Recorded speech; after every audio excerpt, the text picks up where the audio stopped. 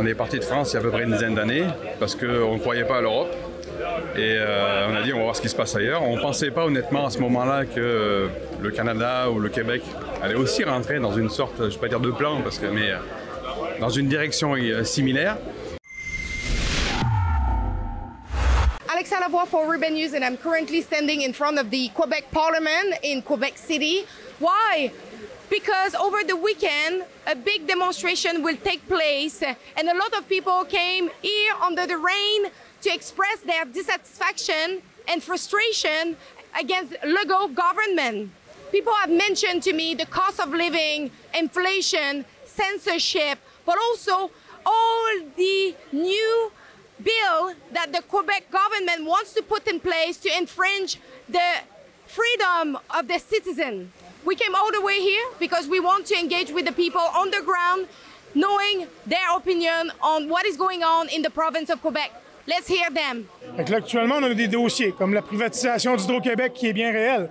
La preuve, le SCFP, le Syndicat canadien de la fonction publique, a même mis une pétition en ligne pour dénoncer ça, pour empêcher la privatisation d'Hydro-Québec.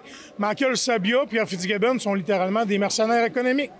Puis quand Thomas Gerbet de Radio-Canada a voulu avoir le droit à l'accès à l'information, ils ont dit non, c'est scellé pour 25 ans. Depuis quand qu'au Québec, on est rendu avec une démocratie que nos élus qui sont payés pour nous représenter prennent des décisions puis ne veulent même pas divulguer ce qui a été dit durant leur réunion pour notre avenir, pour notre société d'État? Des choses comme ça, il y en a partout. Puis, on est laissé pour compte par nos médias puis personne n'est informé. Fait que la seule chose qui peut faire en sorte qu'une population va se soulever, va vouloir changer son système, c'est en commençant par les éduquer, en commençant par les conscientiser, puis leur démontrer les problèmes. On est tannés. On est tannés. On voit qu'il y a de la corruption un peu partout. On essaie de nous faire taire, de ne pas dire les vraies choses. Il y a plein de choses qui se passent au niveau environnement. Tout passe sous la loupe. Alors, c'est ça. On veut les vraies choses. On veut de l'intégrité, de la transparence, comme ils nous demandent, dans le fond. Tout ce qui peut perturber un peu l'ambiance sociale, je vais aider les gens pour dénoncer la politique actuelle, en tout cas. C'est que si tu as de la misère à arriver maintenant, puis tu vois tes proches alentour de toi qui se plaignent puis qui sont plus capables d'arriver, tu devrais être ici. Moi, la pluie, ça m'arrête pas. Augmentation des coûts de l'énergie en général, augmentation des prix à l'épicerie, surtaxe et surtaxe. On en a assez, là, tout le monde en peut plus là, de payer. On sait que c'est en Occident que ça se passe pas bien. Et au Québec, notamment, silencieusement, ça avance aussi. Personne ne s'en rend compte. Malheureusement, à mon point de vue, je trouve qu'il n'y a pas assez de monde. La météo fait que les gens ne sont pas assez déplacés, pour moi. Ce qui me fait dire qu'ils ont encore trop de pouvoir d'achat. Ils ne sont pas encore assez touchés par ce qui se passe au Québec, par les projets qui arrivent, par la loi C-63 canadienne, par tout ce qui peut y arriver. La fin des voitures thermiques en 2035, tout ça. On dirait que les gens s'en foutent tant qu'il y a à manger dans le frigo. C'est pas grave, ça va bien aller. La COVID, c'était la pointe de l'iceberg, mais on est toujours dedans. Puis, le monde n'a pas assez souffert actuellement. Donc, le monde ne se mobilise pas. Ils ont toujours mieux à faire. Puis, le gouvernement, veut pas, il achète le monde. En 2018, François, j'ai eu de l'espoir en toi comme j'avais eu jamais d'espoir en quelqu'un. Puis, faut que je te dise que quelques semaines, quelques mois après les élections de 2018, quand tu étais à la conférence des ministres puis tu étais revenu en parlant du pétrole sale de l'Alberta, à partir de ce moment-là, j'ai eu honte d'avoir voté pour toi. Mais je suis capable de reconnaître mes erreurs. J'ai voté pour toi, puis maintenant, je vais militer puis je vais tout faire pour qu'on te sorte d'ici. Jamais je croirais que les gens sont contents du gouvernement qu'on a actuel.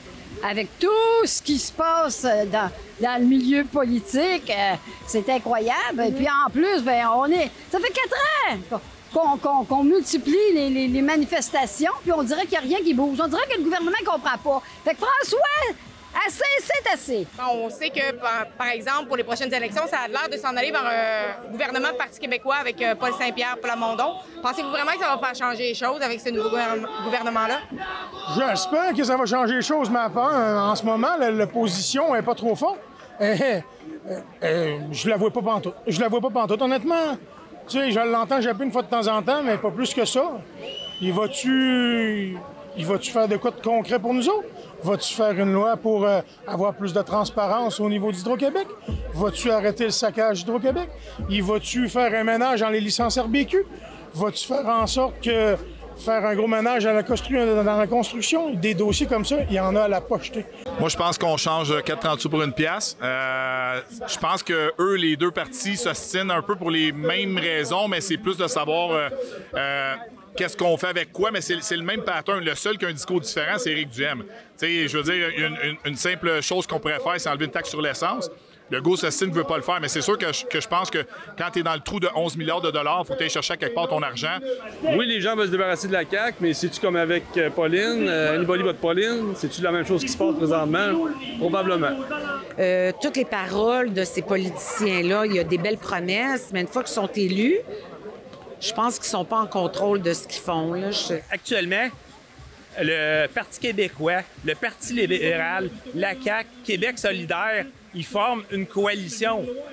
Comme au fédéral, il y a la coalition Bloc libéral, le NPD. Bien, au Québec, il y a 0 position. Le seul parti qui peut faire la différence, puis je sais qu'il y en a qui n'aiment pas nécessairement ça quand je dis ça, mais c'est quand même Éric Duhem. Moi, je suis quasiment un membre fondateur du Parti québécois. Mon cœur a toujours été pour le Parti québécois. Mais là, je trouve que M. Plamondon, je l'aime beaucoup, mais je trouve qu'il ne s'est pas levé bien pour le peuple. Puis malheureusement, c'est pas pour lui que je vais voter. Ah, ça, je dis ça, là, puis j'ai un vombrissement dans le cœur, tellement que ça me fait de la peine de pas voter pour mon parti, qui est depuis ma jeunesse mon parti. Pensez-vous qu'il a fait pire, Justin Trudeau ou François Legault? Qui est pire? Ben, c'est une belle équipe. Des gens qui sont déconnectés. Ben, ils ne sont pas déconnectés, ils savent très bien ce qu'ils font. Leur but, c'est le contrôle puis le taxage, puis ils y arrivent très bien. Les gens, malheureusement, les gens n'ont plus le temps de se politiser puis de comprendre ce qui se passe. Ils travaillent. Fait que ces gens-là en profitent pendant ce temps-là pour enlever le tapis des pieds, tout simplement. Pas facile comme question, ça.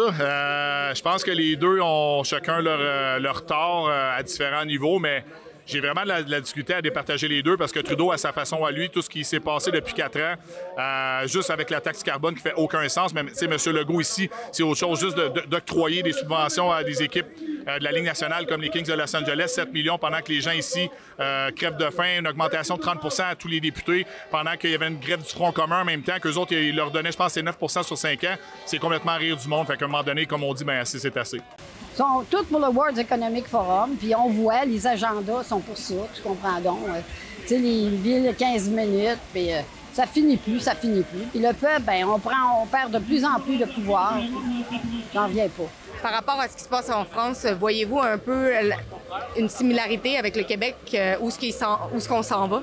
Oui, exactement. La France a déjà sa loi, justement, anti-démocratique, on va dire, hein, qui censure à tout va. La DSA aussi européenne, forcément, parce que la France n'est plus la France. Pour moi, c'est pour ça qu'on est parti, d'ailleurs. On est parti de France il y a à peu près une dizaine d'années, parce qu'on ne croyait pas à l'Europe. Et on a dit, on va voir ce qui se passe ailleurs. On ne pensait pas, honnêtement, à ce moment-là, que le Canada ou le Québec allait aussi rentrer dans une sorte, je ne vais pas dire de plan, mais dans une direction similaire. Don't forget that it's not free to do our independent journalism. It's because all of you that we are able to do it. Go over rebelfieldreports.com. On this website, you can support our hard work on the ground. And thank you in advance for all the donations.